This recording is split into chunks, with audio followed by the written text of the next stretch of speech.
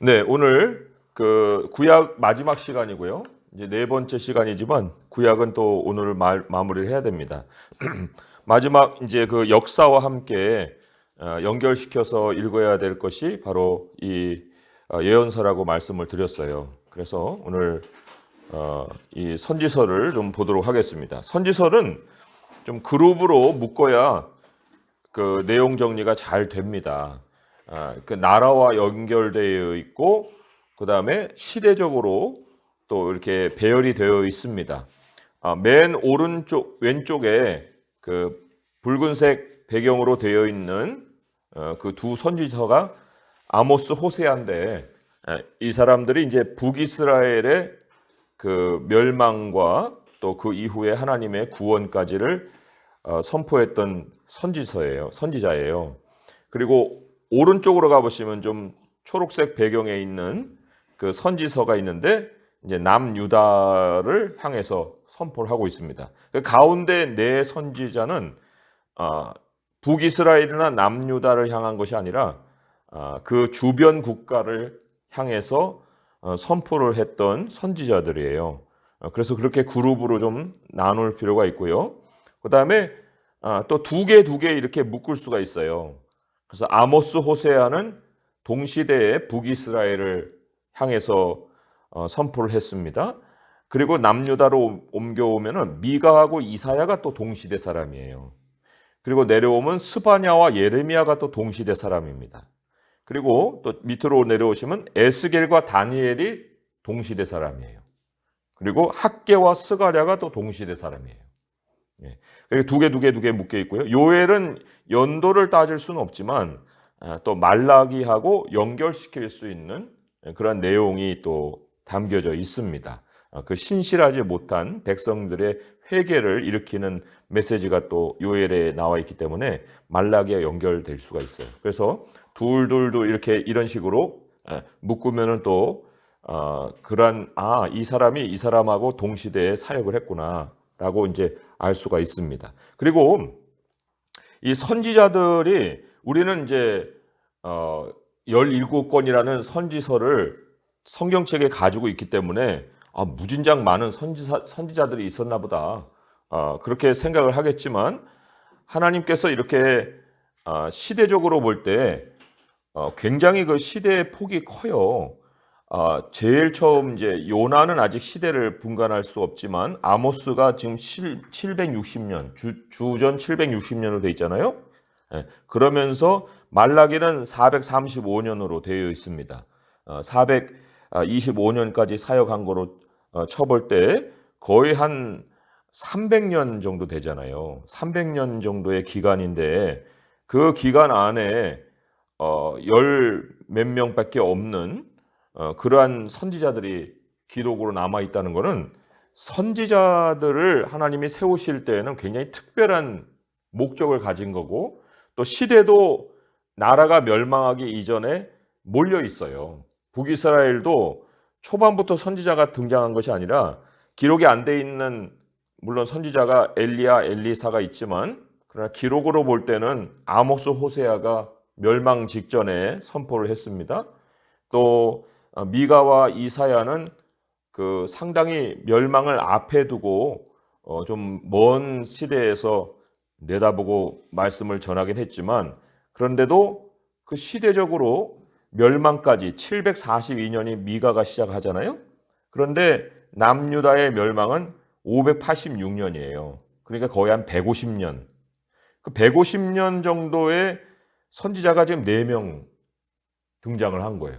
그러니까 이 선지자라는 사명은 그게 일반화될 수 있는 사역은 아니라는 거예요. 굉장히 특별한 사명을 가지고 있는 그러한 위치다라고 볼 수가 있고요. 일반은 제사장들을 통해서 하나님이 율법을 가르치십니다. 그래서 지금 우리는 이 말씀을 이제 66권을 받아서 배우고 있어요. 그런데 사실 우리 오늘날의 현상을 보게 되면은 하나님의 말씀이 이렇게 너무나도 풍성하게 주어져 있음에도 굉장히 현상적인 것을 따라가는 사람들도 많습니다. 어떤 이적의 체험, 뭐 은사의 어떤 그런 체험 이런 것들을 자꾸만 추구하거든요. 그러다가는 하나님이 보내지 않은 그 사람들에게 미혹을 당한다는 거예요.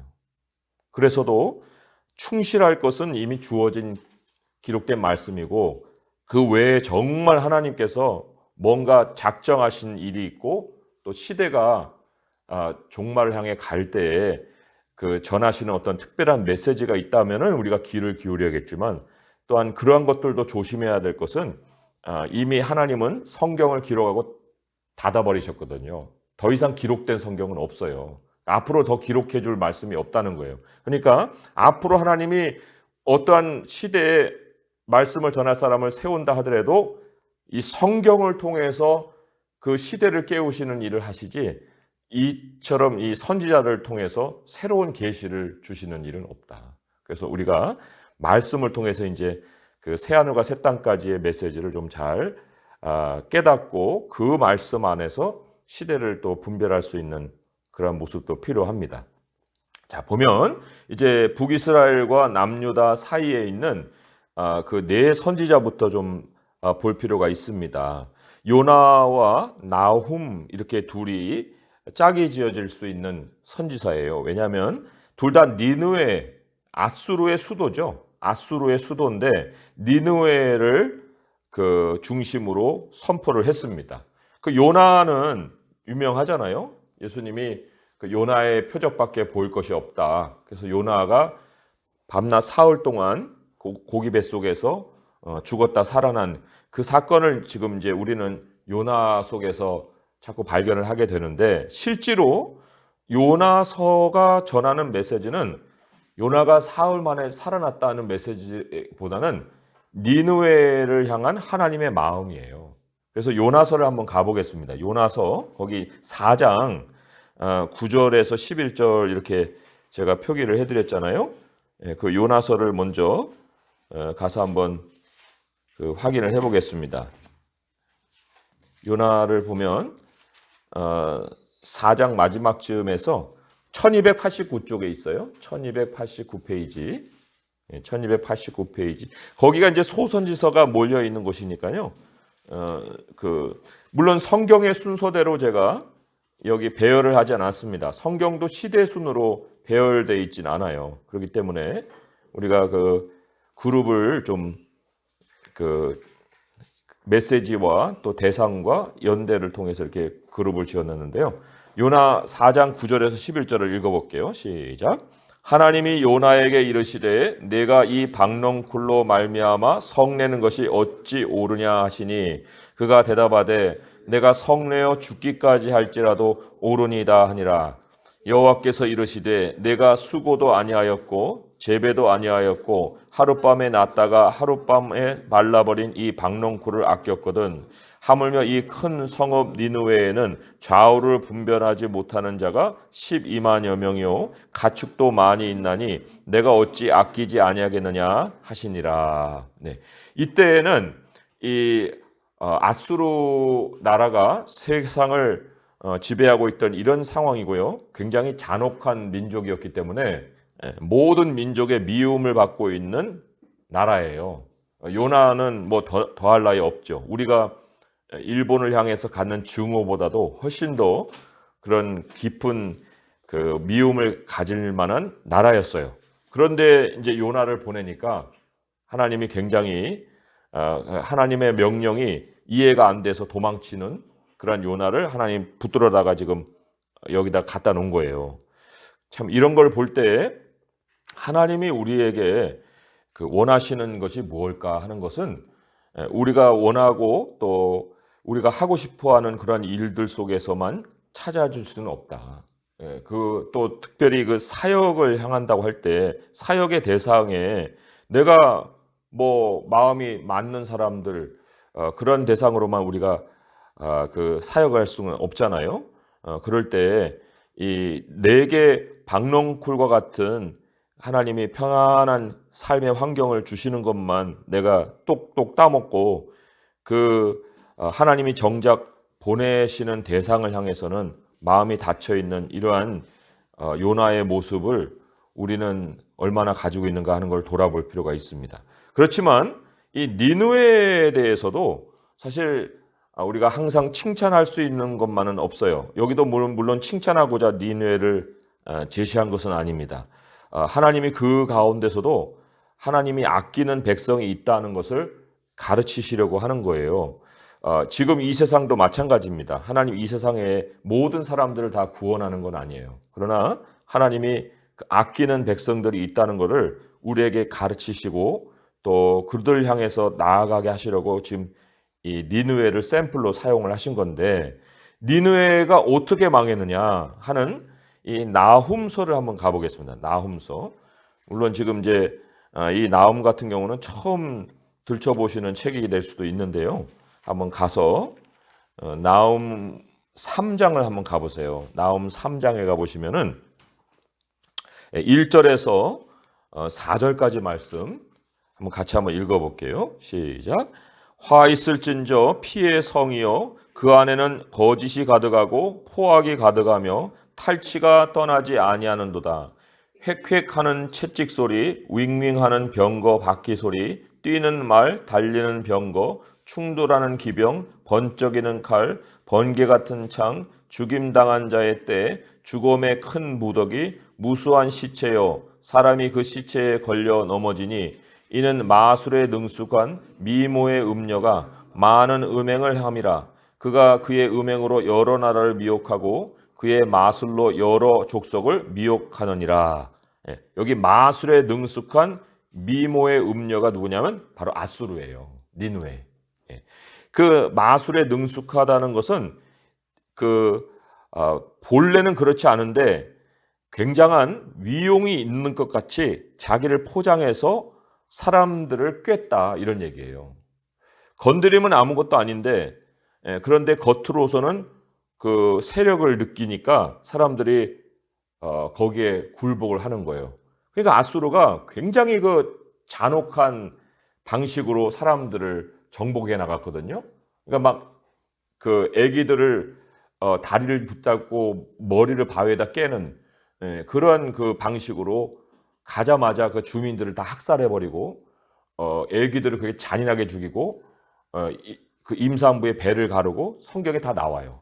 그러니까 이게 뭐 공포에 질리게 만들어버리는 거예요. 꿈쩍하지 못하게 만드는 거죠. 근데 바벨론은 이제 그런 정책은 아니었어요. 바벨론은 그대로 민족을 다른 데로 옮겨버립니다. 자기 땅에 살지 못하게.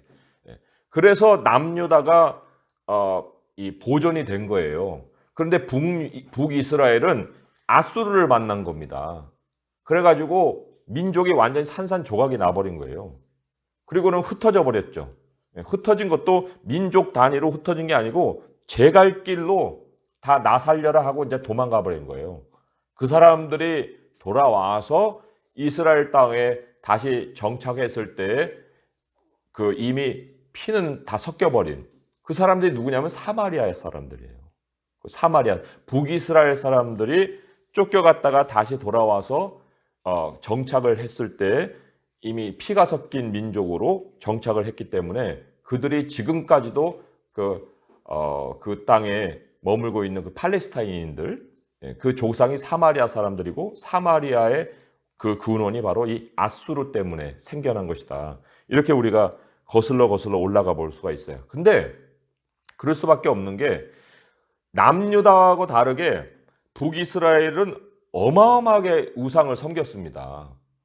그리고 하나님의 말씀을 아예 들려도 하지 않았고 초반부터 송아지 2개를 베델하고 단에 세워가지고 이제 유다하고 북하고 남이 있잖아요. 근데 이 북으로 옮겨가서 이 북쪽 나라를 다스릴 때 여로보암이 이 북쪽의 단과 남쪽의 베델에 제단을 2개를 세워가지고 여기다 송아지를 세웠어요. 이게 여호와다. 그래가지고 북쪽 사람들도 사실 신앙을 위해서 남쪽 예루살렘 성으로 가서 예배를 드려야 되거든요. 너네들 갈 필요 없어. 그리고는 이 베델과 단에 이 북쪽 나라를 세워가지고 송아지를 세워 그걸 섬기고 이게 여호와다 그랬고 그 레위 족속이 아닌 일반 사람들을 모집을 해가지고 제사장을 세웠어요. 그게 이제 북이스라엘의 시작의 역사입니다. 이렇게 음행을, 그러니까 이 우상을 섬기는 음행이라고 하는데 이렇게 잔인하게, 그리고 음행을, 음란한 일을 행하고 왕들도 다 열국과 손을 잡고 이런 모습을 가졌기 때문에 하나님이 그에 상응하는 벌을 내리신 거예요. 아수르라고 하는 나라를 세우셔서 이들을 완전히 멸망시켜 버리는 그러한 일을 행하셨다는 겁니다. 자, 그런데 아수르는 이제 그렇게 해서 하나님이 그 나움으로 다시 돌아오면은 거기에 보게 되면 그 열방과 음행을 행했던 그 아수르는 결국은 그 열방에 의해서 멸망을 해버립니다. 여기 그 나움에 읽었던 1절에서 3절까지의 말씀이 그대로 바벨론의 현상으로 바뀌어버려요. 그래서 바벨론에 의해서 그 멸망을 당합니다. 그러니까 자기가 행했던 그대로 하나님이 아수르에게 돌려주는 그러한 역사가 있어요. 자, 이 하박국으로 내려옵니다. 오늘 이제 다뤄야 될 책이 많기 때문에 잠깐 이제 설명만 드리고 넘어가는데요. 하박국이라고 하는 사람은 이제 바벨론으로 나라가 이제 그 정세가 다 바뀌어 있는 이런 상황 속에 그 유다 백성들을 향한 죄악을 좀 하나님 다루어 주세요. 북이스라엘이 이제 멸망을 했기 때문에 남유다도 그렇게 멸망해서는 안 되지 않습니까?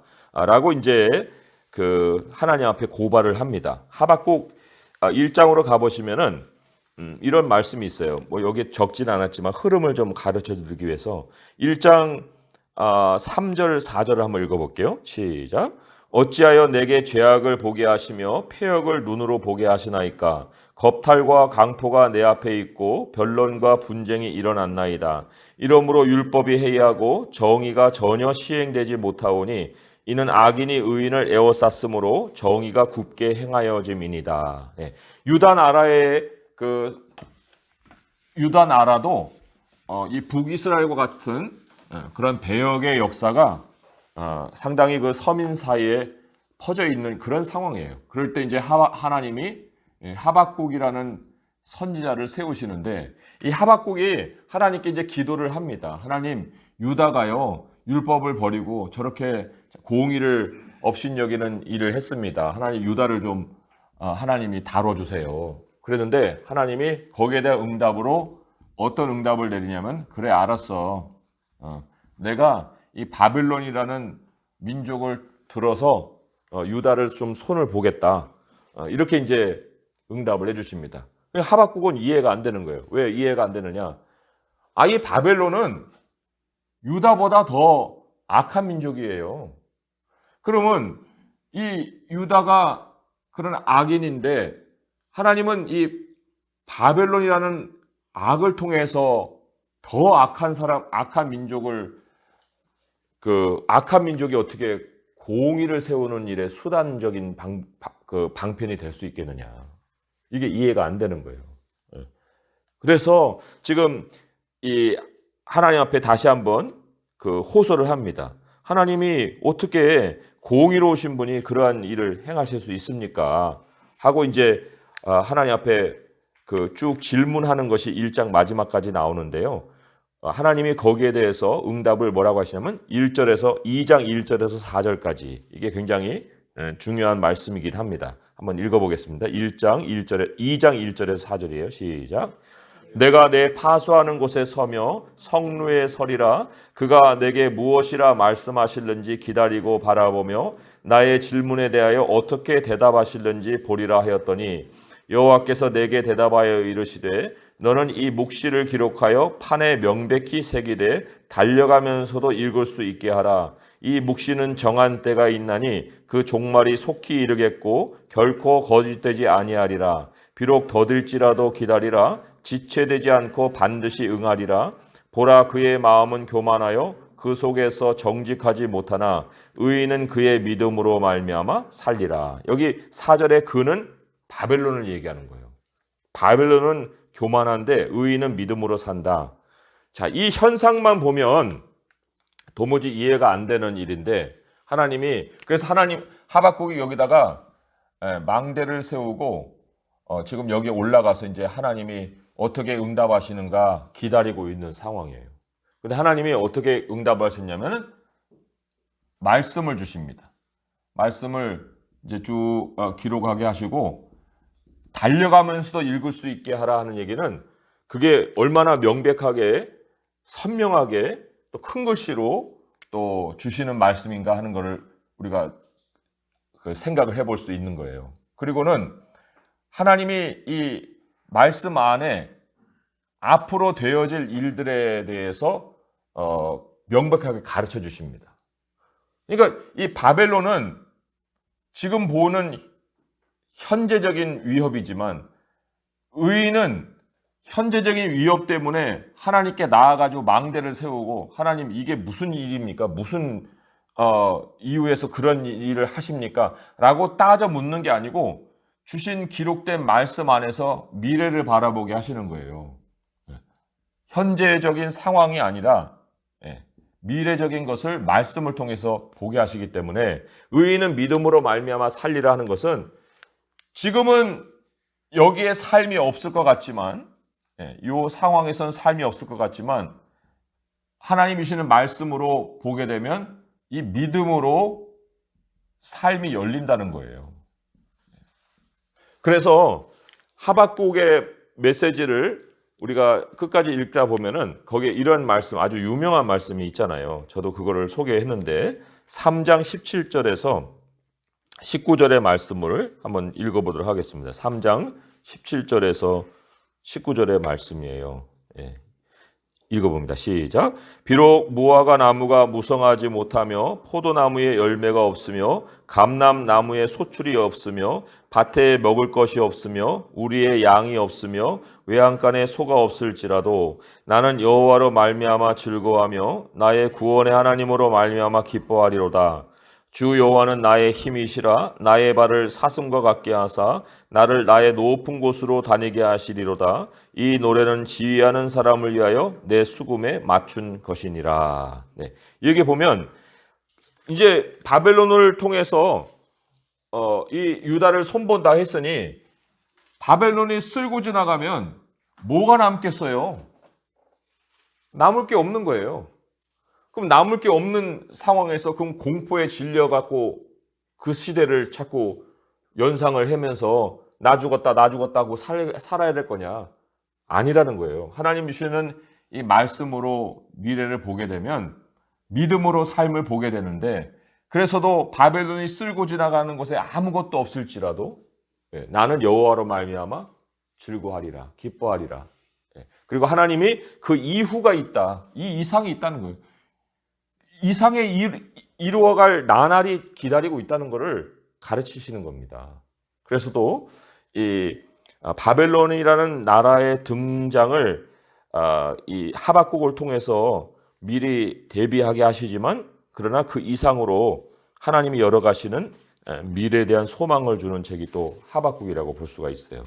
자, 이 오바댜는 이제 이게 지나갔습니다. 바벨론이 이제 지나가고 유다가 멸망하는 이런 상황에 그 에돔이라는 형제 나라가 있어요. 여기가 갈릴리오, 홍해요. 쭉 내려가면 이제 여기 이제 지금의 이 사우디 땅인데 여기 이제 모압이 있고 암몬이 있고 그다음에 여기 에돔 땅이 있어요. 에돔.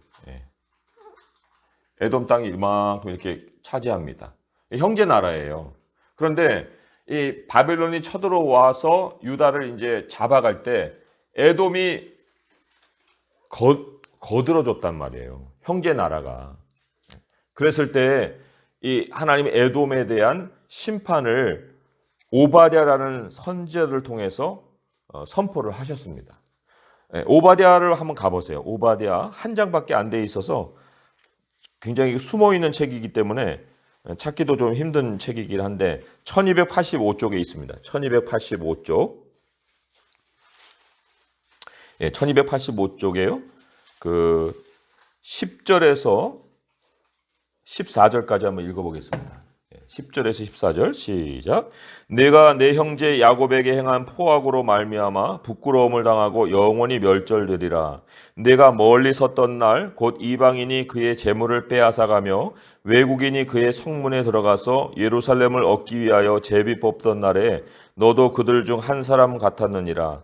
내가 형제의 날 곧 그 재앙의 날에 방관할 것이 아니며 유다 자손이 패망하는 날에 기뻐할 것이 아니며 그 고난의 날에 내가 입을 크게 벌릴 것이 아니며 내 백성이 환난을 당하는 날에 내가 그 성문에 들어가지 않을 것이며 환난을 당하는 날에 내가 그 고난을 방관하지 않을 것이며 환난을 당하는 날에 내가 그 재물에 손을 대지 않을 것이며 내 거리에 서서 그 도망하는 자를 막지 않을 것이며 고난의 날에 그 남은 자를 원수에게 넘기지 않을 것이니라. 이렇게 하지 않았어야 될 일을 에돔이 행한 것에 대해서 하나님이 에돔을 벌하시겠다 하는 말씀을 하고 있습니다.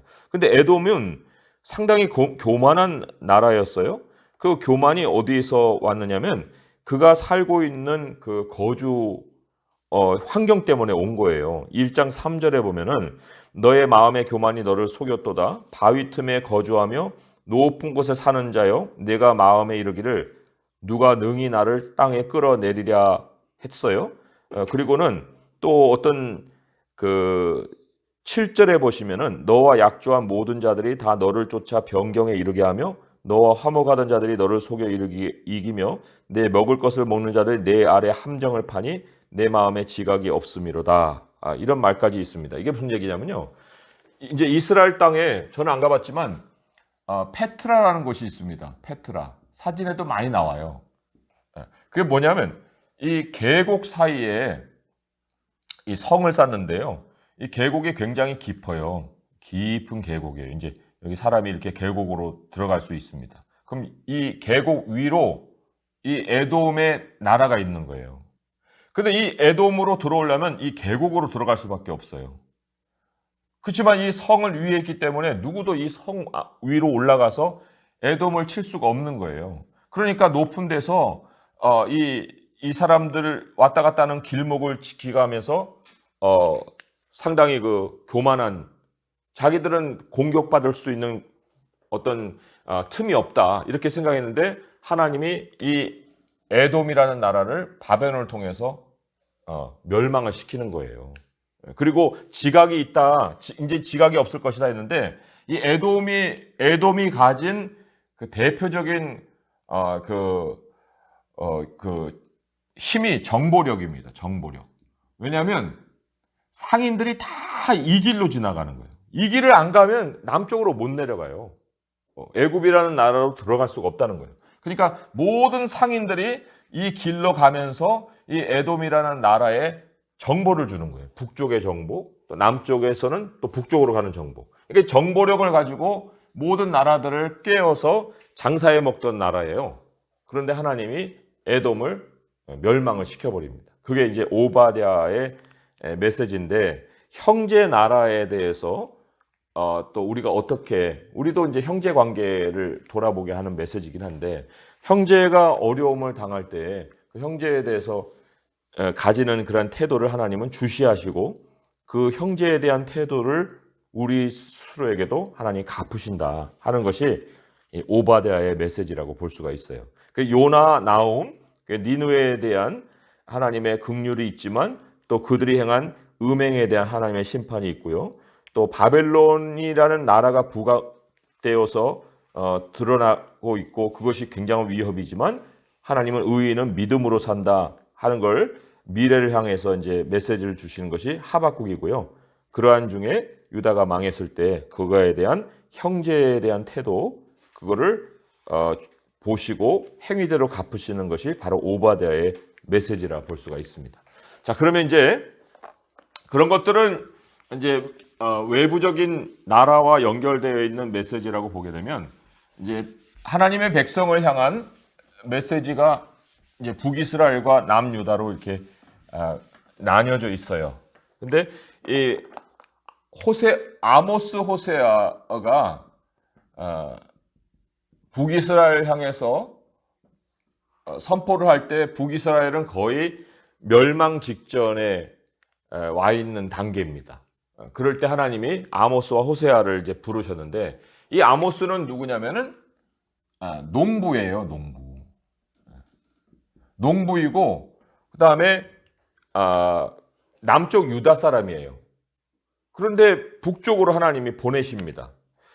자, 이 참 오늘날에 하나님이 하나님의 사람을 어디서 쓰실까 하는 어떤 우리들의 질문에 이 아모스서가 또 대답해 주는 것이 있습니다. 아모스로 한번 가보세요. 거기 이제 제가 써놓은 것도 있지만 설명을 하기 위해서 제가 좀 참고하는 구절도 있는데요. 아모스 7장으로 한번 가보세요. 아모스 7장에 그 14절에서 13절, 14절, 15절 한번 세 절만 읽어볼게요. 아모스 7장 13에서 15절입니다. 시작. 다시는 베델에서 예언하지 말라. 이는 왕의 성소요 나라의 궁궐임이니라. 아모스가 아마샤에게 대답하여 이르되 나는 선지자가 아니며 선지자의 아들도 아니라 나는 목자요 뽕나무를 재배하는 자로서 양떼를 따를 때에 여호와께서 나를 데려다가 여호와께서 내게 이르시기를 가서 내 백성 이스라엘에게 예언하라 하셨다 했어요. 여기 아마샤가 있고 또 아모스가 있습니다. 근데 아마샤는 누구냐면은 베델의 제사장이에요. 베델 아까 말씀드렸죠.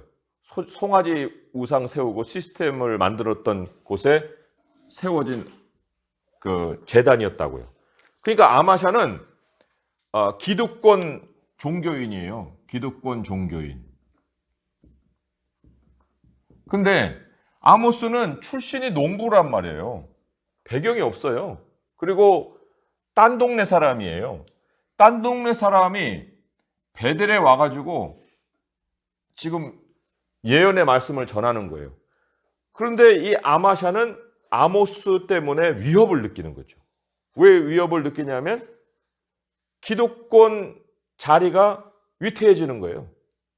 자꾸 잘못을 지적하니까. 그러니까 아마샤가 아모스에게 야, 네 본거지로 돌아가. 왜 여기 와가지고 예언을 하고 난리야. 네 자리를 네가 있고 내 자리를 내가 있는 거야. 그러니까 왜 조폭들 나아바리라고 하잖아요. 네 나아바리로 가서 거기서 예언을 해. 그러니까 이 아모스가 이제 자기 출신을 밝히는 거죠. 나는 선지자도 아니고 선지자 아들도 아니고 나는 농부고 뽕나무 재배하던 사람인데 하나님이 나를 보내서 지금 선포하는 거지. 내가 네 자리를 뭐 꿰찬다고 뭐가 나오냐? 이런 식의 이제 반문을 하는 이런 본문이에요 지금.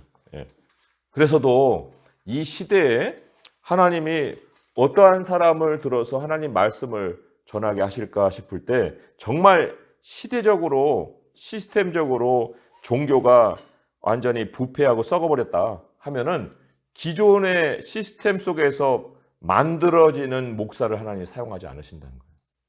굉장히 무서운 말씀이기도 합니다. 그래서도 이 아마샤 같은 사람에게 지금 아모스가 선포하잖아요. 너의 집안이 망한다. 너의 집안 완전히 폐가 망신해버린다. 그리고 너 떠나가 버린다.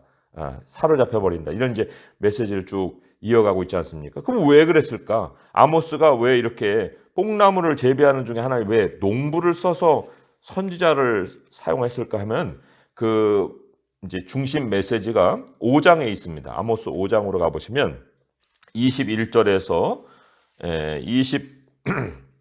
27절까지 한번 읽어볼게요. 시작.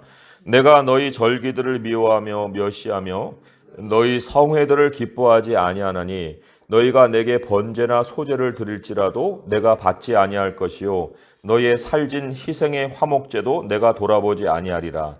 내 노래소리를 내 앞에서 그칠지어다 내 비파 소리도 내가 듣지 아니하리라.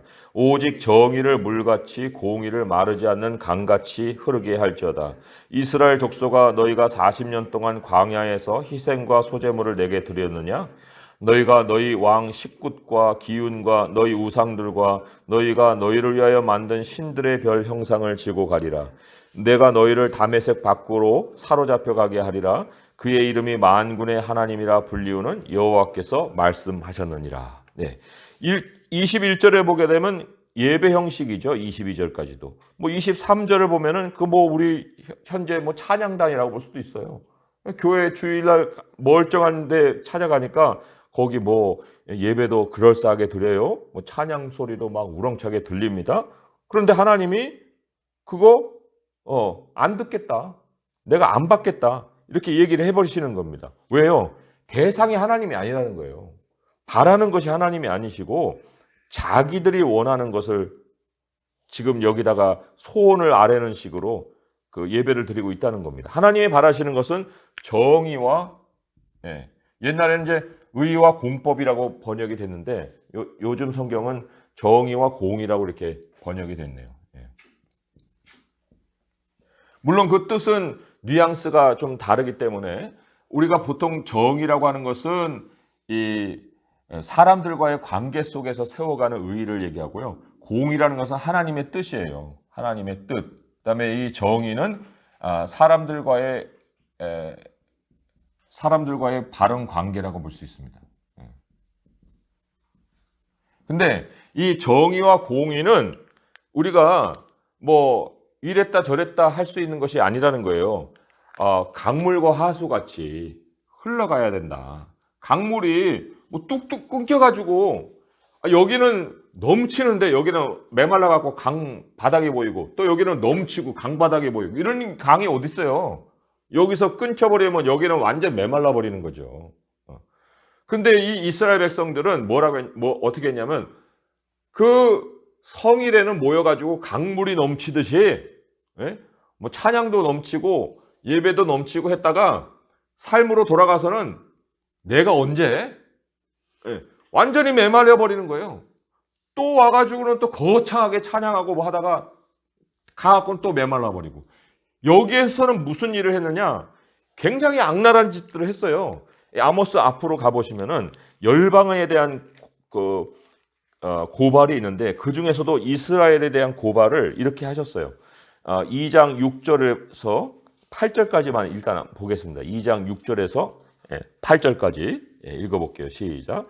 여호와께서 이와 같이 말씀하시되 이스라엘의 서너 가지 죄로 말미암아 내가 그 벌을 돌이키지 아니하리니 이는 그들이 은을 받고 의인을 팔며 신 한 클레를 받고 가난한 자를 팔며 힘없는 자의 머리를 티끌 먼지 속에 발로 밟고 연약한 자의 길을 굽게 하며 아버지와 아들이 한 젊은 여인에게 다녀서 내 거룩한 이름을 더럽히며 모든 제단 옆에서 전당 잡은 옷 위에 누우며 그들을 신전에서 벌금으로 얻은 포도주를 마심이라. 그러니까 완전 뭐 피도 눈물도 없는 사람들이에요. 돈에 완전 미쳐버린 민족들이라고 보는 거죠. 그러니까 전당 잡아가지고 뭐 300% 아니라 뭐 1000% 고리 대금을 하지를 않나. 아버지와 아들이 한 여자에게 가가지고 음행을 하지를 않나. 전당 잡은 옷으로 신전에다가 벌금으로 얻은 포도주를 마시질 않나. 이게 사회적으로 완전히 피폐해져 버린 이런 모습을 북이스라엘이 가졌어요. 그러니까 하나님이 아모스를 통해서 농부를 통해서 아직 제도 속에서 쓸 사람이 한 사람도 없어요. 누구를 쓸 거예요? 그래서도 남유다의 농부를 통해서 지금 이러한 메시지를 전했다 하는 것이 아모스의 메시지고요. 우리도 공의와 정의를 행한다고 할 때는 이게 강물처럼 흘러야지 끊어졌다가 이어졌다, 끊어졌다 이어졌다 할 수가 없다 하는 거고요. 호세아는 그러하는 중에 이제 더 멸망에 가까워서 하나님이 세운 선지자인데 우리는 고멜이라고 하는 그 음행하는 여인과 결혼하게 하는 그것만을 우리는 알지요.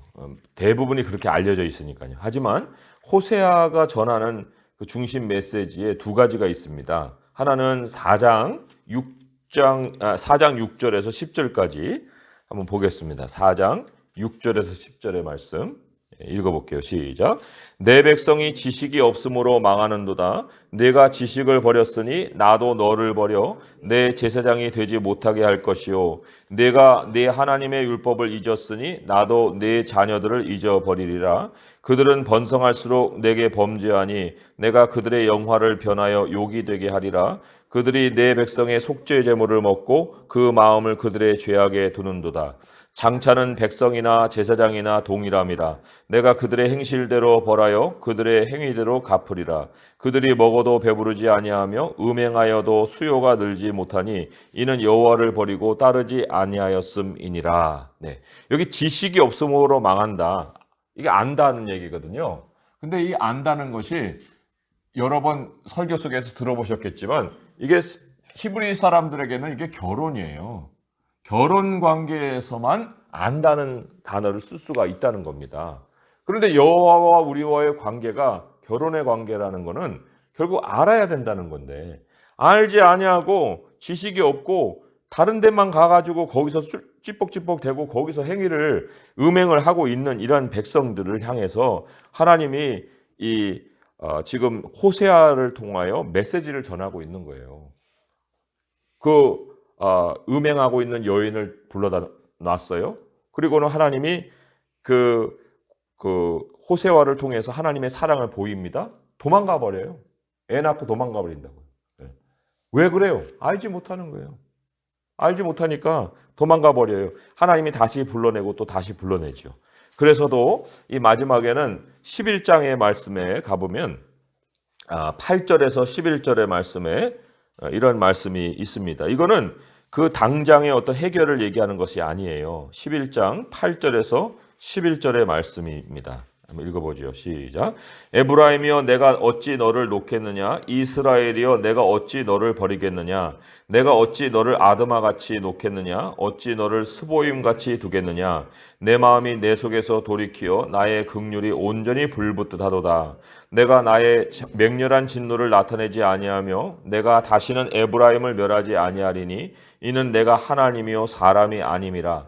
내 가운데 있는 거룩한 이니 진노함으로 내게 임하지 아니하리라. 그들은 사자처럼 소리를 내시는 여호와를 따를 것이라.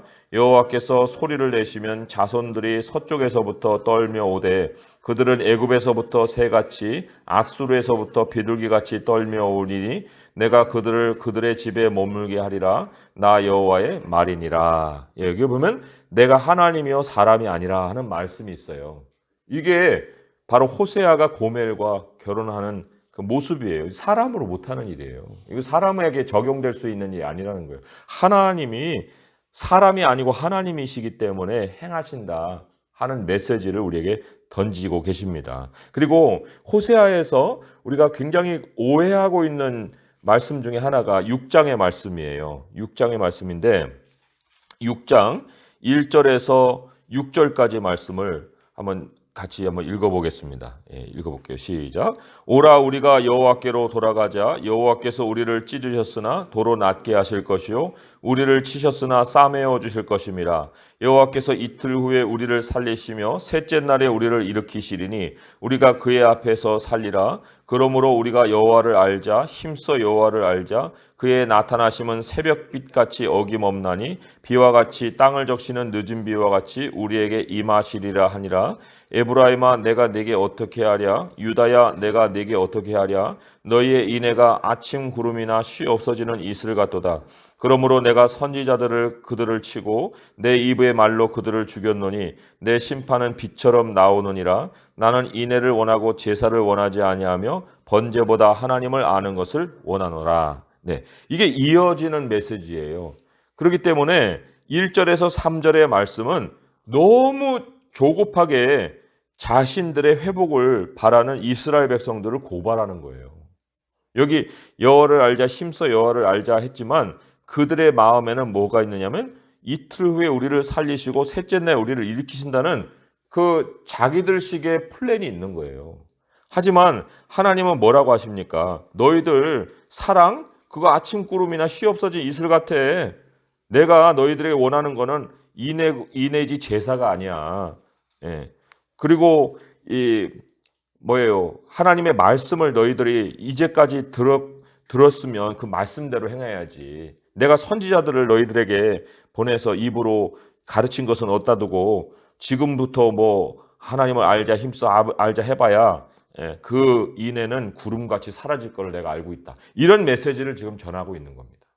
그러니까 우리가 하나님 앞에 나아간다고 할 때 뭐 3일 작정 기도니 무슨 뭐 7일 금식 기도니 뭐 해가지고 뭐 그동안에 쌓아온 모든 과거를 그냥 그걸로 다 떼워가지고 바꿔보려고 하지만 절대로 사람은 그런 식으로 바뀌는 게 아니에요. 응답은 그런 식으로 오는 게 아니라는 겁니다. 하나님의 말씀을 우리가 묵상을 하게 되면은 이 하나님이 그 고매를 사랑해 주신 것 같이 끊임없는 그 기다림과 인내로 우리를 대해 주신 것 같이 우리 또한 하나님을 향해서 그러한 결혼 관계가 처음에 신혼으로만 머물지 않고 계속 중년으로 노년으로 넘어갈수록 더 정말 깊은 사랑을 나눌 수 있듯이 하나님을 향한 사랑도 그렇게 깊어져야 된다 하는 것을 호세아를 통해서 지금 그 지적을 해주고 있는 거예요. 그 아모스와 호세아는 그러한 두 가지 메시지를 우리에게 크게 전해주고 있습니다. 공의와 여호와를 아는 사랑, 지식이다 하는 거고요.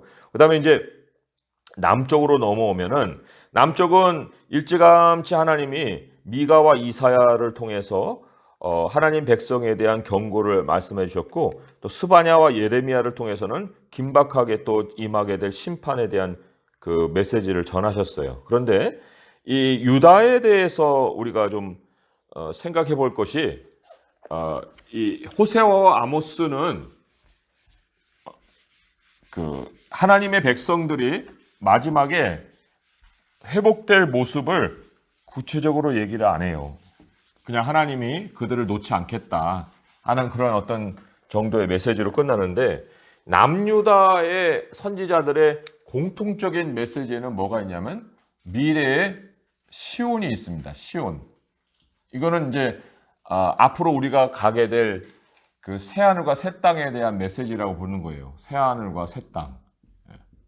그래서 하나님이 우리에게 선지자를 통해서 언약으로 돌아오라고 계속해서 말씀을 해주시는데 그 언약은 과거 율법으로 돌아가는 것이 아니고 하나님이 세우실 새 언약으로의 회복이에요. 이 새 언약에는 이 새하늘과 새 땅이 연결되어 있습니다. 그리고 이게 매우 이른 시대에 미가나 이사야를 통해서 메시지를 전해주시고 그거를 역사 속에 먼저 실현시킨 것이 바로 이 스룹바벨의 성전이에요. 학개와 스가랴를 통해서 보내주신 거고 이 성전을 통해서 이제 예수님이 어떠한 모습일지를 이제 내다보게 하시고 그리고는 앞으로 새하늘과 새 땅이라는 그 향해서 사람들의 마음을 가져가게 하시죠. 그러니까 미가와 이사야 또 스바냐 예레미야 이 모든 것을 우리가 읽을 때 그 시온이라고 하는 마지막 그림을 놓쳐서는 안 되는 겁니다.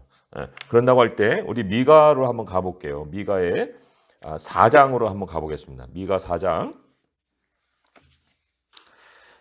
미가서도 저쪽 뒤에 숨어 있어요. 1294페이지에 있습니다. 1294페이지. 미가 4장 1절에서 4절입니다. 1절에서 4절 읽어보죠. 시작. 끝날에 이르러는 여호와의 전의 산이 산들의 꼭대기에 굳게 서며 작은 산들 위에 뛰어나고 민족들이 그리로 몰려갈 것이라. 곧 많은 이방 사람들이 가며 이르기를 오라 우리가 여호와의 산에 올라가서 야곱의 하나님의 전에 이르자. 그가 그의 도를 가지고 우리에게 가르치실 것이니라. 우리가 그의 길로 행하리라 하리니 이는 율법이 시온에서부터 나올 것이요 여호와의 말씀이 예루살렘에서부터 나올 것임이라. 그가 많은 민족들 사이에 이를 심판하시며 먼 곳 강한 이방 사람을 판결하시리니 무리가 그 칼을 쳐서 보습을 만들고 창을 쳐서 낫을 만들 것이며 이 나라와 저 나라가 다시는 칼을 들고 서로 치지 아니하며 다시는 전쟁을 연습하지 아니하고 각 사람이 자기 포도나무 아래와 자기 무화과 나무 아래 앉을 것이라. 그들을 두렵게 할 자가 없으리니 이는 만군의 여호와의 입이 이같이 말씀하셨습니다. 네, 이게 예수님을 내다보는 메시지이기도 하면서 마지막에 완성될 새하늘과 새 땅을 암시하고 있는 메시지예요. 율법으로 모든 백성들이 하나가 되는 이런 나라입니다. 여호와를 아는 지식이 세상에 충만하게 되는 그 순간까지를 얘기하고 있고요. 그다음에 4절에 보면 포도나무와 자기 무화과 나무의 아래 앉는다 하는 말도 결국 그 요한계시록 22장에 소개되는 생명나무의 열매를 먹는 그러한 그 사람들의 모습, 서로 욕심이 없어지고 또 자기 것에 만족하고 나눔을 풍성하게 하는 이러한 백성들의 모습, 그리고 그 중심에 화평이라는 것이 아주 자리하고 있는 이러한 나라를 지금 미가를 통해서 지금 보여주고 있어요. 자, 그리고 또 하나 미가에서 중요한 것이 미가 6장 6절에서 8절입니다. 미가 6장 6절에서 8절 같이 읽어볼게요. 시작. 내가 무엇을 가지고 여호와 앞에 나아가며 높으신 하나님께 경배할까? 내가 번제물로 일련된 송아지를 가지고 그 앞에 나아갈까? 여호와께서 천천의 순양이나 만만의 강물 같은 기름을 기뻐하실까? 내 허물을 위하여 내 맏아들을 내 영혼의 죄로 말미암아 내 몸에 열매를 드릴까? 사람아, 주께서 선한 것이 무엇임을 내게 보이셨나니 여호와께서 내게 구하시는 것은 오직 정의를 행하며 인자를 사랑하며 겸손하게 내 하나님과 함께 행하는 것이 아니냐. 네, 여기도 지금 아모스 호세아와 동시대의 사람이기 때문에 메시지가 거기에 또 정의라는 것이 나와요. 정의가 바로 아까 뭐라고 그랬죠? 사람들과의 관계라고 그랬어요. 사람들과의 관계. 그 관계에는 반드시 긍휼이 있고 그다음에 나눔이 있는 거예요. 그래서 그것을 정의라고 얘기했고요. 그다음에 인자를 사랑한다는 것은 이게 이 자체가 사랑이란 말이에요. 근데 사랑을 사랑한다는 것은 사랑을 가장 우선에 둔다는 거예요. 사랑이라는 것을 삶의 우선에 둔다. 다른 모든 것을 따져볼 수도 있는 상황에 그 따지기 전에 사랑을 우선에 두는 거, 사람들과의 관계를 긍휼과 나눔으로 하고 또 사랑하기를 가장 우선에 두고 그 다음에 이제 하나님과 겸손히 동행한다. 이게 하나님이 우리에게 원하시는 거다. 하나님께 뭐 예배 잘 드리고 거창하게 드리고 뭐 내 몸에 있는 애를 드릴까? 아니, 애를 드리면 그게 어떻게 되는 거예요? 아니, 어떻게 애를 드릴 수가 있냐고요. 그럴 수도 없잖아요. 내가 무슨 희생에 뭐 모범을 보인다고 애를 불에 태워가 죽이겠어요? 그게 이방인들의 예식이지요. 그러니까 그런 거 다 버리고 천천의 만만이니 뭐 그런 양으로 할 것이 아니고 정의와 인자를 사랑하고 하나님과 동행, 겸손함으로, 그게 하나님이 원하시는 거다. 예나 지금이나 하나님이 원하시는 것은 종교가 아니라는 거. 이거를 우리가 정말 새기고 또 새겨야 할 문제예요. 그래서 여호와의 율법을 배우는 어떤 그 백성들 모습, 그리고 하나님이 무엇을 우리에게 원하시느냐 하는 것을 미가를 통해서 이제 알려줬고요. 그 다음에 이 선지서의 꽃이라고 할 수 있는 것이 바로 이사야예요. 이사야. 왜 이사야가 선지서의 꽃이라고 얘기를 할 수 있냐면요. 이사야는 이 가장 이 새하늘과 새 땅에 대한 메시지를 명확하게 기록을 해주고 있을 뿐만 아니라 아수르, 바벨론, 그 이후에 헬라, 그다음에 로마 시대, 새하늘과 새 땅까지 인류의 역사를 다 보여준 그러한 그 메시지가 이사야예요. 근데 이사야 하면은 이게 무슨 메시지일까 하는데, 이사야의 중심 메시지는 두 도시 이야기예요. 아마 이러한 그 책을 쓴 사람이 어거스틴일 거예요. 두 도시 이야기. 왜 두 도시 이야기냐? 이 두 도시가 뭐냐면 하나는 땅의 도시고 하나는 시온이라는 하나님의 도시이기 때문에 두 도시의 이야기를 써놓은 거예요. 그걸 우리가 이제 좀 중심으로 메시지를 이해할 필요가 있습니다. 자, 그러면 먼저 24장으로 한번 가보세요. 이사야 24장. 이사야 24장으로 먼저 가보시면 우리가 이제 철로 역정 말씀이 어디서 시작했을까 할 때 바로 이제 여기에서부터 시작을 했다, 이렇게도 볼 수가 있어요. 이사야 24장에 제가 거기에 그 10절 이렇게 했는데 10절 한번 읽어보겠습니다. 시작. 약탈을 당한 성읍이 허물어지고 집마다 닫혀서 들어가는 자가 없으며, 이제 위에도 읽고 밑에도 읽고 한번 이제 읽어보시면 알겠지만 그게 뭐냐면 장망성이에요. 장망성. 철로역정에 나오는 장차 망할 성, 멸망당할 성에 대한 언급을 해주고 있는 거예요. 그런데 반대로 26장 1절로 가보시면 26장 1절로 가보시면 거기 이렇게 기록되어 있죠. 읽어볼까요? 시작. 그날의 유다 땅에서 이 노래를 부르리라. 우리에게 견고한 성읍이 있으며 여호와께서 구원을 성벽과 외벽으로 삼으시리로다. 이게 바로 마지막에 이 말 하나님의 나라를 얘기하는 거예요. 예, 전혀 정반대의 도시를 얘기하고 있죠. 예, 그러고 이제 중심에 그 망하는 성과 또 견고한 성읍 사이에 24장 23절에는 이런 그 장면이 묘사가 돼 있어요. 24장 23절입니다. 시작. 그때 달이 수치를 당하고 해가 부끄러워하리니 이는 만군의 여호와께서 시온산과 예루살렘에서 왕이 되시고 그 장로들 앞에서 영광을 나타내실 것입니다. 예, 그게 이제 완성될 시온의 모습입니다. 예, 그래서도 이 하나님이 왕이 되시고 영광을 나타내시는 그러한 상황에 이사야의 사역이 언제 시작하냐면 우시야 왕이 죽던 해에 이렇게 시작을 해요. 우시야 왕. 우시야 왕은 유다에서 가장 성공한 왕이고 가장 형통한 왕이고 그 부국을 이루었던 왕이에요. 그 왕이 죽어버려요. 네. 그리고는 그때 이사야가 부르심을 받습니다. 왜 이런 세팅을 하나님이 허락을 하셨는가? 그게 바로 이제 소망을 잃어버릴 만한 사람들에게, 국민들에게 무엇이 진정한 소망이냐를 가르쳐 주기 위해서죠. 그래서도 독재를 오랫동안 겪게 되면 그 안에서 고통이 심할 것 같지만 그러나 거기에 우리가 체념하고 살면서 시스템에 적응해 버리면요, 그 독재자가 죽으면 나라가 망하고 인생이 망한 것 같은 그런 느낌을 받는다는 거예요. 그래서도 참 우리가 얼마나 이 시스템적인 것에 경계를 하고 살아야 되느냐 하는 것을 좀 알 필요가 있는데, 아무튼 이사야는 그런 두 도시를 중심으로 하는 그 메시지를 전하고 있습니다. 자, 그러면 그리고도 이제 또 하나 이사야가 가지고 있는 메시지의 특징이 이런 거예요. 이렇게 그려볼 수가 있습니다.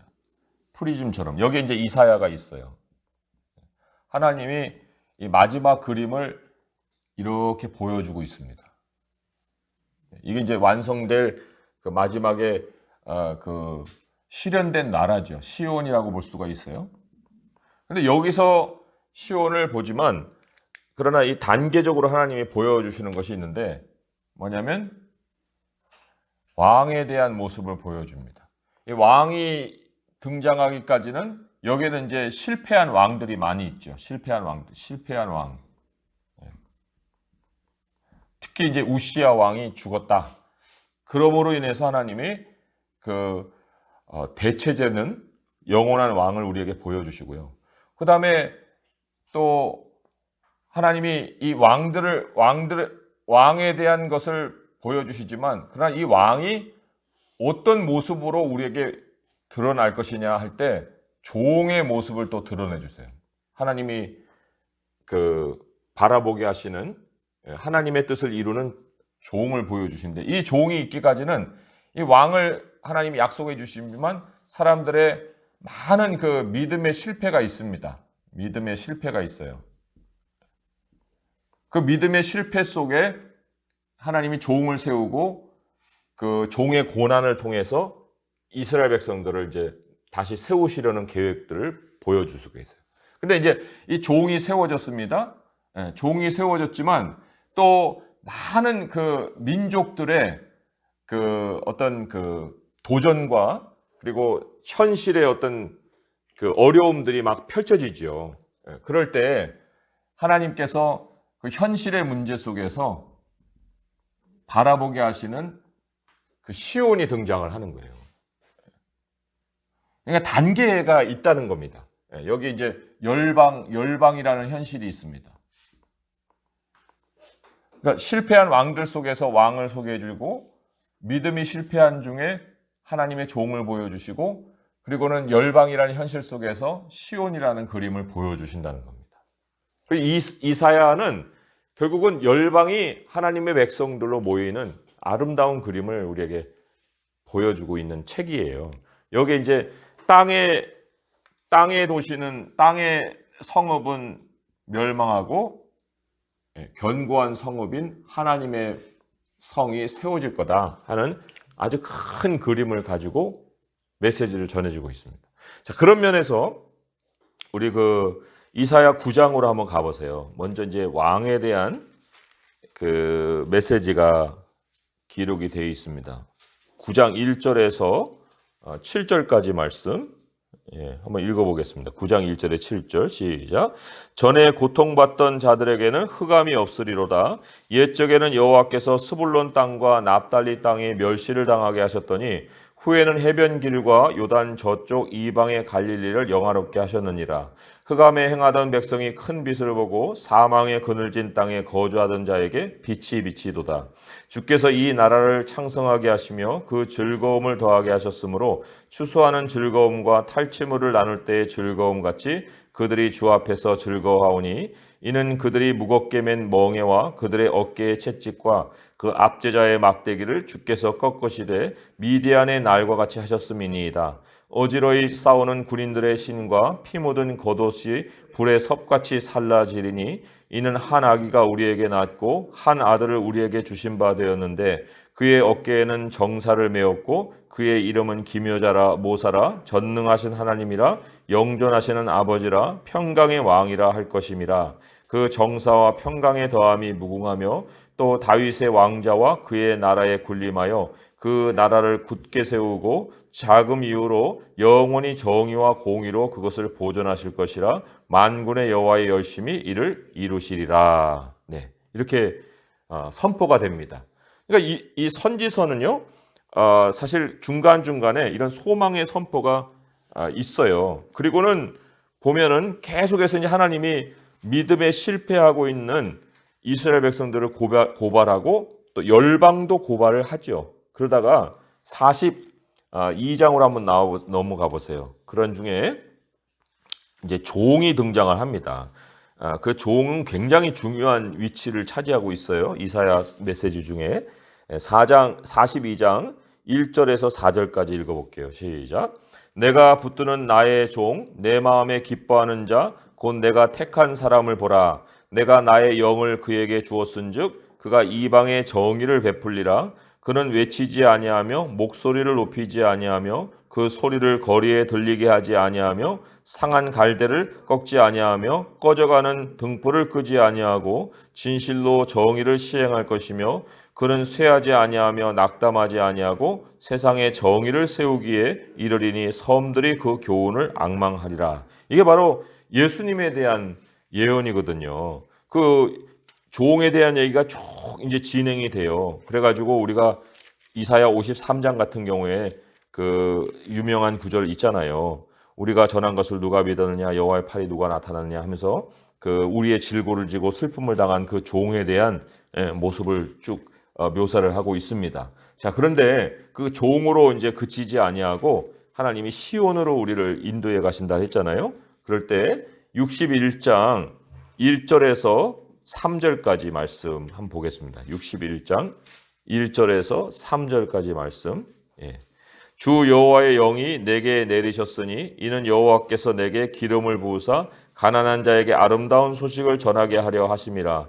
나를 보내사 마음이 상한 자를 고치며 포로된 자에게 자유를, 갇힌 자에게 노임을 선포하며 여호와의 은혜의 해와 우리 하나님의 보복의 날을 선포하여 모든 슬픈 자를 위로하되 무릇 시온에서 슬퍼하는 자에게 화관을 주어 그 죄를 대신하며 기쁨의 기름으로 그 슬픔을 대신하며 찬송의 옷으로 그 근심을 대신하시고 그들이 의의 나무 곧 여호와께서 심으신 그 영광을 나타낼 자라 일컬음을 받게 하려 하심이라. 네, 그리고는 이제 시온에 대한 메시지로 아주 가득하죠. 그 안에 이제 천년 왕국에 대한 메시지도 있고 새 하늘과 새 땅에 대한 메시지도 있고, 그런데 하나님께서 이 모든 열방의 현실을 다 굴복시키고 마지막 최후의 그 정복자로 세워지시는 하나님의 모습을 또 우리에게 그 소개를 하고 있어요. 그러니까 왕과 그다음에 종과 그리고 최후의 어떤 정복자 또 통치자 뭐 이런 하나님의 그 모습 이런 이제 발전을 이사야에서 볼 수 있어야 되고, 두 도시에 대한 그 땅의 도시, 그리고 존 버년의 철로 역정을 보면은 장차 망할 성, 그것도 City of Destruction이라고 하잖아요. 장망성. 장망성에서 이제 그 망할 성이 망한다 하는 소식을 듣고 크리스찬이라는 사람이 짐을 지고 이제 출발을 하잖아요. 그리고는 십자가 앞에서 짐이 떨어지고 십자가 이후로 또 여정이 계속되고, 그리고는 마지막에 하나님이 예배해 놓으신 그 Celestial City, 그 하늘의 성으로 들어가는 그 모습을 가집니다. 그죠? 그리고 이제 하늘의 성으로 들어가기 전에 죽음의 바다를 건너기 전에 이제 아내에게 편지를 써요. 아내하고 애들은 출발을 안 했거든요. 그리고 이제 이 크리스천은 하늘나라로 들어가고 그 편지를 전달받은 아내와 이제 아이들이 또 떠나는 이야기가 철로 역정의 2부죠. 그러니까 이런 걸 볼 때 이 메시지의 이 이야기의 배경이 어디였겠느냐? 바로 이사야서예요. 이사야서가 바로 두 도시의 이야기를 얘기해 주고 있는 거다. 자, 그런데 이제 미가와 이사야가 이렇게 메시지를 전했지만 또 흘러 백성들은 더 하나님을 떠나는 그런 상황으로 치닫고 있었어요. 자, 그럴 때 하나님이 이제 스바냐를 통해서 그리고 예레미야를 통해서 이제 경고의 메시지를 전하십니다. 이 스바냐가 굉장히 중요한 책 중에 하나인 것은, 스바냐에는 이 심판에 대한 메시지가 이 인류에 대한 심판으로 소개가 되고 있어요. 그냥 단지 유다 나라나 어떤 특정 세력에 대한 심판이 아니라는 겁니다. 1장 2절을 보시면은 이런 말씀이 있습니다. 한번 같이 2절 3절 읽어볼게요. 시작. 여호와께서 이르시되 내가 땅 위에서 모든 것을 진멸하리라. 내가 사람과 짐승을 진멸하고 공중의 새와 바다의 고기와 거치게 하는 것과 악인들을 아울러 진멸할 것이라. 내가 사람을 땅 위에서 멸절하리라. 나 여호와의 말이니라. 여기 보면은 바다의 고기도 그 진멸을 한다고 했어요. 그러니까 홍수의 범위를 넘어버리는 거예요. 홍수 때는 바다의 고기는 살아남았는데, 이때 이 심판은 완전 인류가 멸망하는 그 심판의 때를 얘기를 하는 거거든요. 그러한 하나님의 그 심판이 있지만 하나님의 백성이 또한 그 가운데 어떻게 생존할 것이냐 하는 것을 3장 14절에서 20절까지 말씀에 아주 아름다운 약속의 말씀이 기록이 되어 있죠. 같이 한번 읽어볼까요? 3장 14절에서 20절입니다. 시작. 시온에 따라 노래할지어다. 이스라엘아 기쁘게 부를지어다. 예루살렘 따라 전심으로 기뻐하며 즐거워할지어다. 여호와가 내 형벌을 제거하였고 내 원수를 쫓아냈으며 이스라엘 왕 여호와가 내 가운데 계시니 내가 다시는 화를 당할까 두려워하지 아니할 것이라. 그날에 사람이 예루살렘에 이르기를 두려워하지 말라. 시온아 내 손을 늘어뜨리지 말라. 너희 하나님 여호와가 너희 가운데 계시니 그는 구원을 베풀실 전능자이시라. 그가 너로 말미암아 기쁨을 이기지 못하시며 너를 잠잠히 사랑하시며 너로 말미암아 즐거이 부르며 기뻐하시리라 하리라. 내가 절기로 말미암아 근심하는 자들을 모으리니 그들은 네게 속한 자라. 그들에게 지워진 짐이 치욕이 되었느니라. 그때 내가 너를 괴롭게 하는 자를 다 벌하고 저는 자를 구원하며 쫓겨난 자를 모으며 온 세상에서 수욕받는 자에게 칭찬과 명성을 얻게 하리라. 내가 그때 너희를 이끌고 그때 너희를 모을지라. 내가 너희 목전에서 너희의 사로잡힘을 돌이킬 때에 너희에게 천하 만민 가운데서 명성과 칭찬을 얻게 하리라. 여호와의 말이니라. 이게 이제 마지막 하나님이 그 구원의 모습을 보여주고 있는 그런 큰 그림이에요. 자, 그리고 예레미야로 넘어오면은 예레미야는 이제 바벨론의 멸망을 앞두고 계속해서 바벨론으로 넘어가라, 하나님의 계획을 받아들여라, 이런 메시지를 전했지만 그 예레미야의 메시지 중에 가장 핵심이 뭐냐면 언약이에요. 언약. 예레미야 31장으로 한번 가볼게요. 예레미야 31장 31절에서 34절까지예요. 예레미야 31장 31절에서 34절까지 말씀 보겠습니다. 1102쪽에 있어요. 1102쪽에 예레미야 31장 31절에서 32절입니다. 읽어볼게요. 시작. 여호와의 말씀이니라. 보라, 날이 이르리니 내가 이스라엘 집과 유다 집에 새 언약을 맺으리라. 이 언약은 내가 그들의 조상들의 손을 잡고 애굽 땅에서 인도하여 내던 날에 맺은 것과 같이 아니할 것은 내가 그들의 남편이 되었어도 그들이 내 언약을 깨뜨렸음이라. 여호와의 말씀이니라. 그러나 그날 후에 내가 이스라엘 집과 맺을 언약은 이러하니 곧 내가 나의 법을 그들의 속에 두며 그들의 마음에 기록하여 나는 그들의 하나님이 되고 그들은 내 백성이 될 것이라. 여호와의 말씀이니라. 그들이 다시는 각기 이웃과 형제를 가르쳐 이르기를 너는 여호와를 알라 하지 아니하리니 이는 작은 자로부터 큰 자까지 다 나를 알기 때문이라. 내가 그들의 악행을 사하고 다시는 그 죄를 기억하지 아니하리라. 여호와의 말씀이니라. 네. 이 새 언약에 대한 약속을 예레미야를 통해서 남기셨고요. 그리고는 이제 아수르가 멸망하고 바벨론이 등극하면서 유다가 바벨론에 의해서 멸망을 당해요. 그 멸망에 대한 슬픈 노래가 바로 예레미야 애가예요. 예레미야 애가인데 그 예레미야 애가 중에 3장 19절에서 39절까지 말씀, 예레미야 3장 1146쪽에 있죠. 예레미야 3장 19절에서 39절 말씀 같이 한번 읽어보겠습니다. 시작. 내 고초와 재난 곧 쑥과 담즙을 기억하소서. 내 마음이 그것을 기억하고 내가 낙심이 되오나 이것을 내가 내 마음에 담아두었더니 그것이 오히려 나의 소망이 되었사옴은 여호와의 인자와 긍휼이 무궁하심으로 우리가 진멸되지 아니함이니이다. 이것들이 아침마다 새로우니 주의 성실하심이 크시도소이다. 내 심령에 이르기를 여호와는 나의 기업이시니 그러므로 내가 그를 바라리라 하도다. 기다리는 자들에게나 구하는 영혼들에게 여호와는 선하시도다. 사람이 여호와의 구원을 바라고 잠잠히 기다림이 좋도다. 사람은 젊었을 때에 멍에를 매는 것이 좋으니 혼자 앉아서 잠잠할 것은 주께서 그것을 그에게 메우셨음이라. 그대의 입을 땅에 티끌에 댈지어다. 혹시 소망이 있을지로다.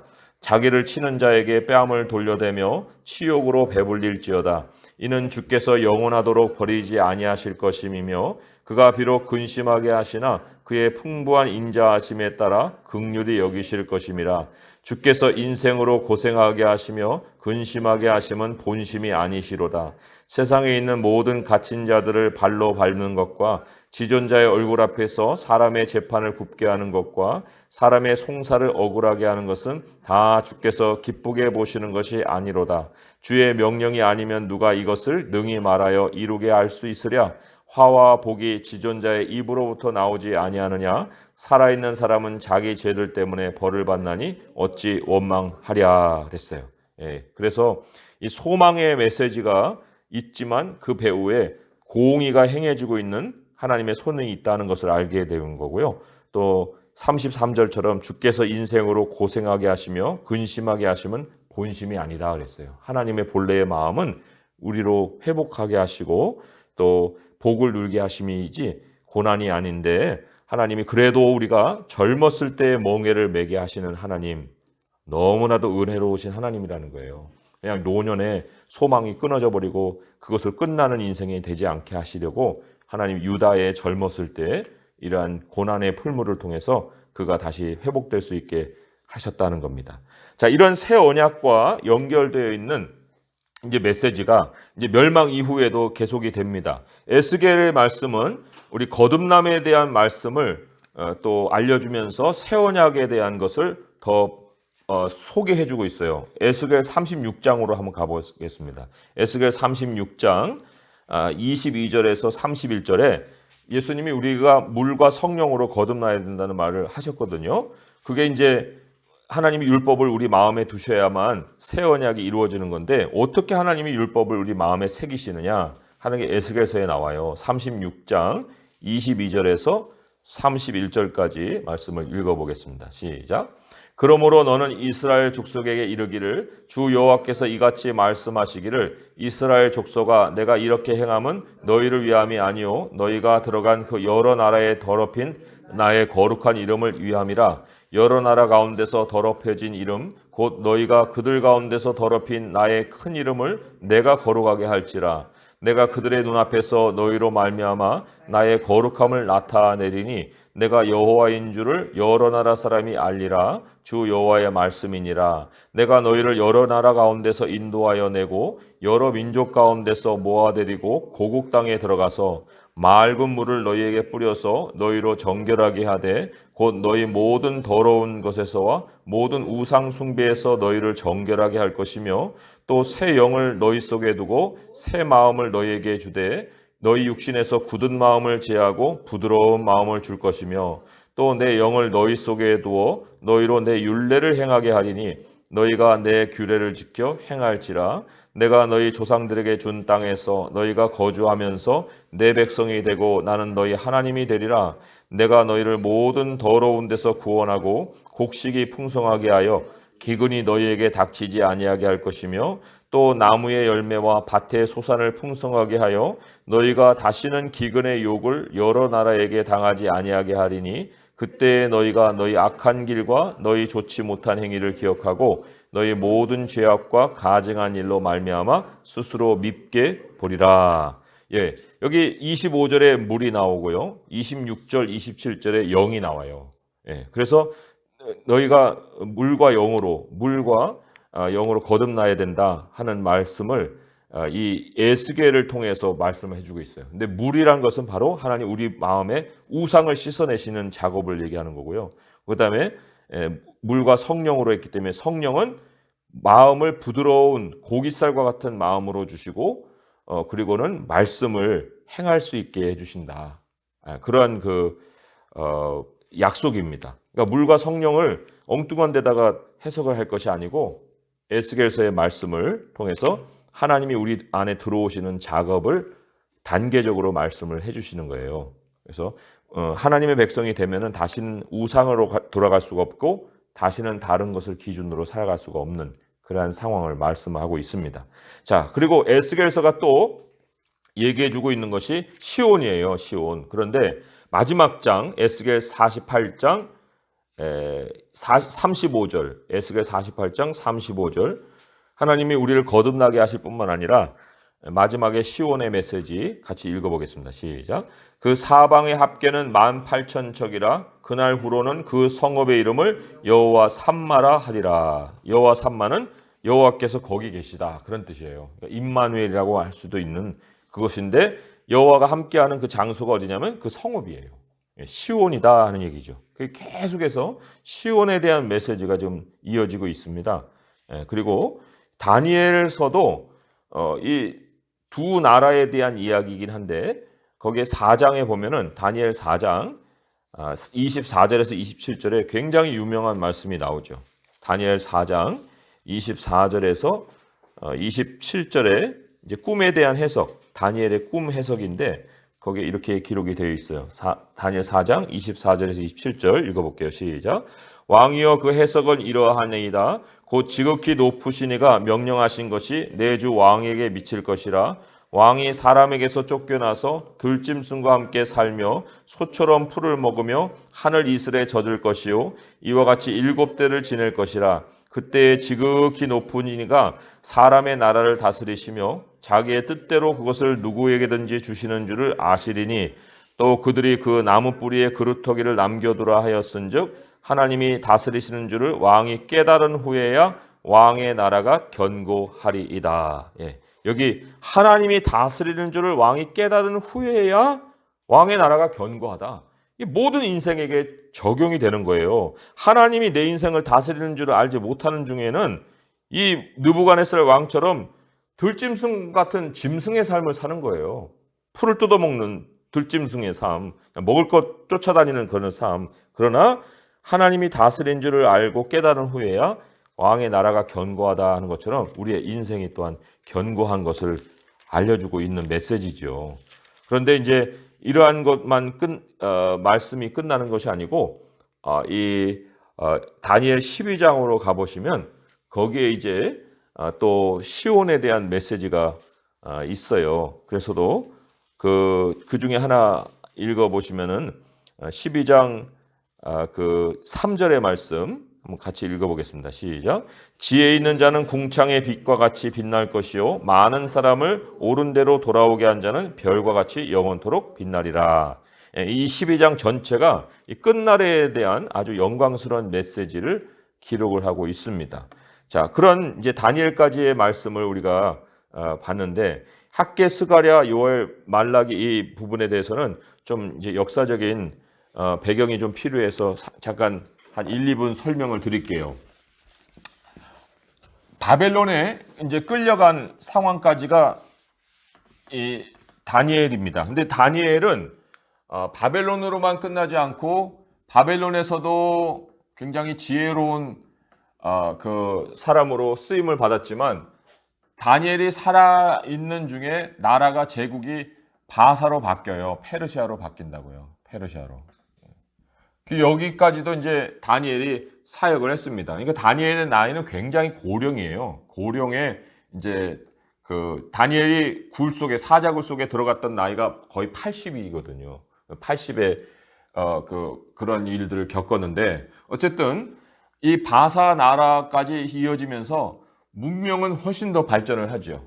그 문명이 발전하고 이제 바사 나라가 세워지는 그런 상황에 이제 그 고레스 왕이 등극을 합니다. 근데 이 고레스 왕이 이제 이스라엘 백성들을 고토로 돌려보내는 그런 명령을 내려요. 하지만 이 바벨론의 문명 속에 살던 사람들이 이스라엘 백성 그 땅으로 돌아가질 않죠. 이 땅 고토라고 하죠. 예루살렘에 있는 땅이에요.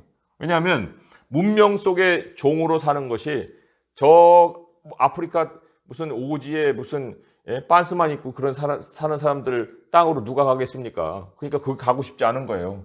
그러니까 여기에 젖어 사는 사람들이 간 숫자가 5만 명밖에 안 되죠. 5만 명. 뭐 200만에 5만 명이면 이게 0.5%? 예. 그렇게밖에 안 되는 거예요. 100만에 5만이면 2.5%죠. 100만에 5만이면 5%고 200만에 5만 명이면 2.5%. 그러니까 100명에 2명 반 정도 간 거예요. 얼마나 소수가 같겠습니까?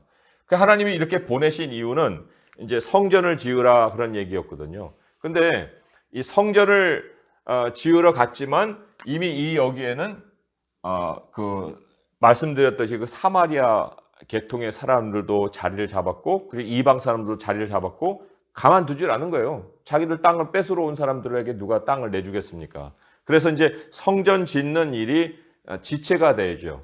지체가 될 때 이제 거기에 이 하나님께서 말씀을 통해서 이제 이 사람들에게 용기를 불어 넣어 줍니다. 그게 바로 여기 학개와 스가랴를 통해서 그 일을 이루시는 거예요. 학개와 스가랴. 자, 학개가 무엇을 얘기를 했느냐 하는 것 1장 7절에서 11절까지 한번 보겠습니다. 학개 1장 7절에서 11절. 네. 학개 1장 7절에서 11절 1310쪽에 있어요. 1310쪽에 1장 7절에서 10절까지 읽어보겠습니다. 11절까지죠. 시작. 만군의 여호와가 말하노니 너희는 자기의 행위를 살필지니라. 너희는 산에 올라가서 나무를 가져다가 성전을 건축하라. 그리하면 내가 그것으로 말미암아 기뻐하고 또 영광을 얻으리라. 여호와가 말하였느니라. 너희가 많은 것을 바랐으나 도리어 적었고 너희가 그것을 집으로 가져갔으나 내가 불어버렸느니라. 나 만군의 여호와가 말하노라. 이것이 무슨 까닭이냐? 내 집은 황폐하였으되 너희는 각각 자기의 집을 짓기 위하여 빨랐음이라. 그러므로 너희로 말미암아 하늘은 이슬을 그쳤고 땅은 산물을 그쳤으며 내가 이 땅과 산과 곡물과 새 포도주와 기름과 땅의 모든 소산과 사람과 가축과 손으로 수고하는 모든 일에 한재를 들게 하였느니라.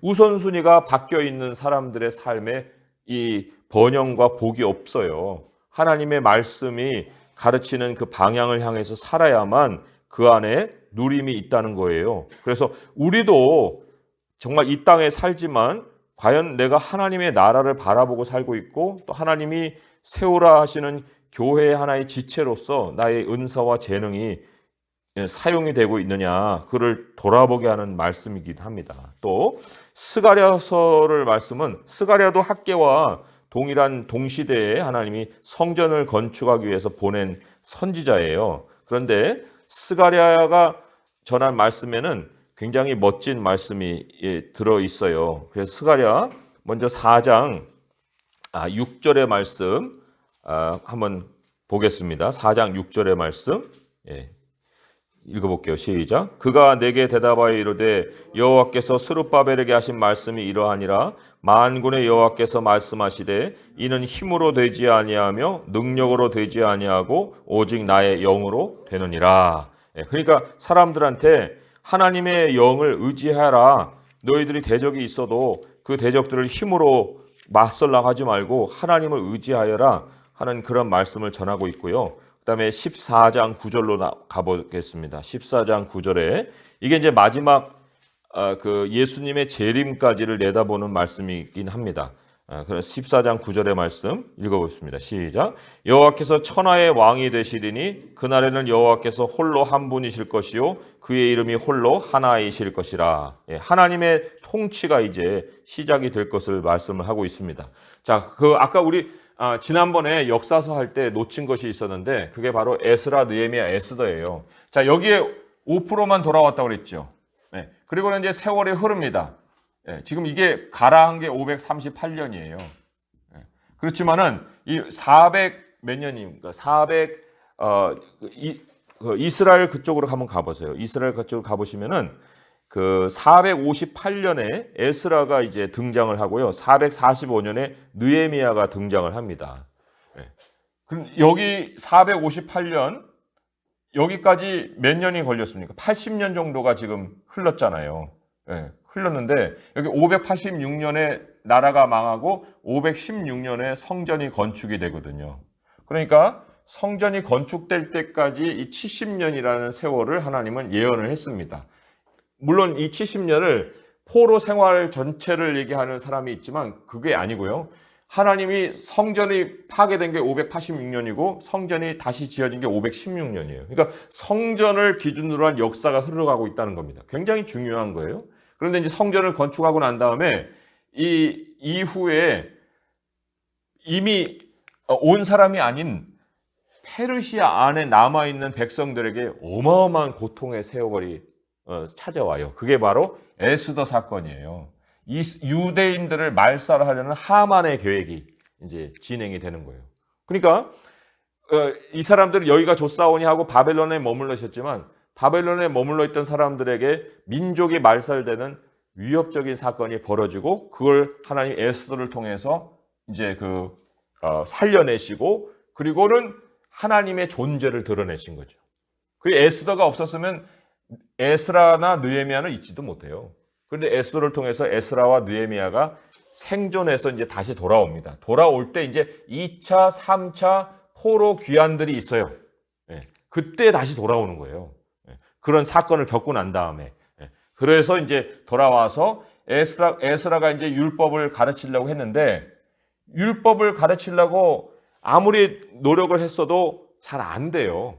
한 13년의 세월이 걸리고 예루살렘 성벽이 무너지는 그런 사건이 다시 발생을 합니다. 그럴 때 하나님이 에스라에게 누구를 붙여주냐면은 느헤미야를 붙여주죠. 행정가죠, 느헤미야는.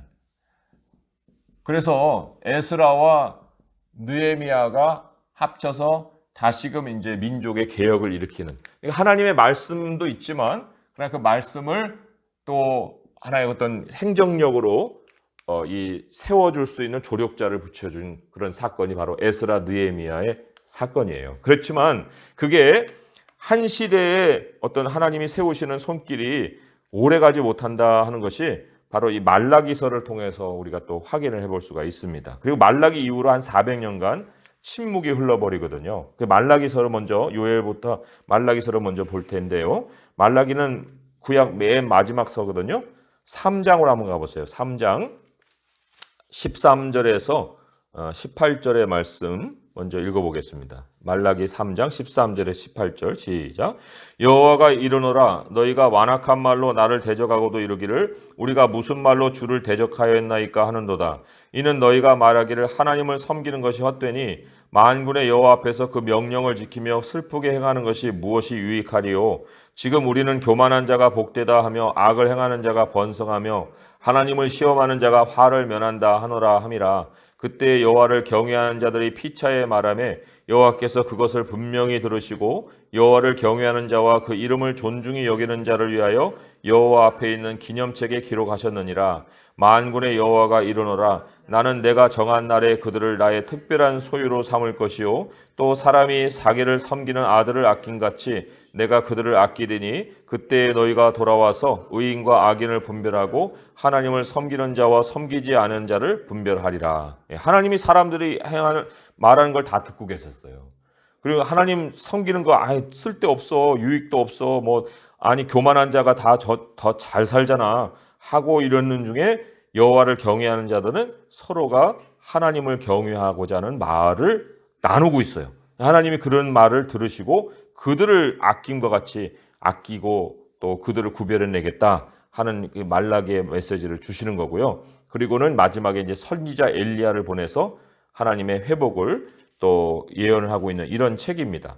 자, 이 말라기가 바로 에스라 느헤미야보다 한 15년 정도 내지는 10년 정도 후의 사람인데 이 지경으로 다시 치닫는 역사를 볼 때 얼마나 슬픈지 몰라요. 자, 요엘서를 보겠습니다. 이제 마지막으로 요엘서까지만 보고 이제 마무리하겠는데요.